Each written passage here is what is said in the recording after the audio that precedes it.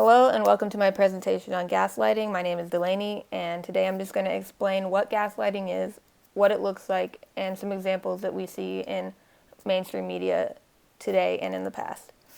The first example that I'm going to be talking about is from the 1944 movie adaptation of the play Gaslight. This is where the term originates from. Now, this movie is about the main character finds weird things happening in her home. She can't figure out what's happening. She confronts her husband about them, and he makes her feel like it is all in her head and that she is going crazy.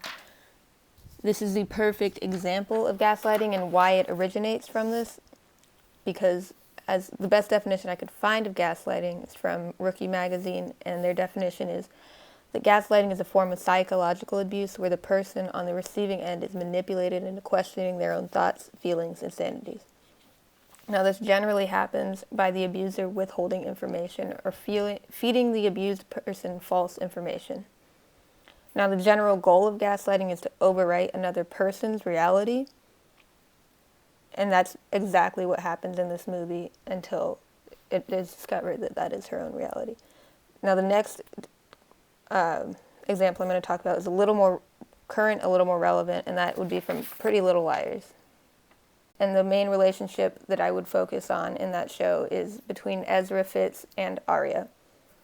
Now, if you're not familiar with Pretty Little Liars, I'm going to give a quick kind of recap on what it was about so that you understand this relationship and how it exemplifies gaslighting.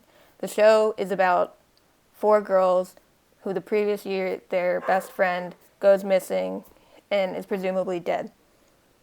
In the show, there's a character, Mr. Fitz, or Ezra, and he is a teacher at the high school that the main characters attend.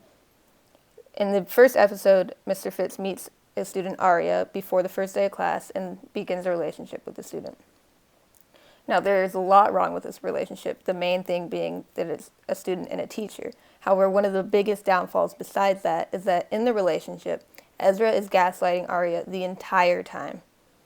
In the fourth season, it is shown, and Arya discovers that Ezra had known her dead friend, Allison, and came to the town to write a book about her disappearance. He pursued a relationship with Arya to get more information to write this book. Now, Ezra presents himself as a moral, upstanding guy, not including the whole dating a student thing, but he presents himself this way to Arya to make her feel secure so that he can get what he wants out of the relationship. This is a perfect example of gaslighting. Gaslighting can and does occur in every aspect of life, from relationships to work. The most important thing to remember is to be aware of yourself and the people around you, and make sure that you are taking care of yourself. Thank you. That is a quick summary and some examples of gaslighting in media. Thank you for listening.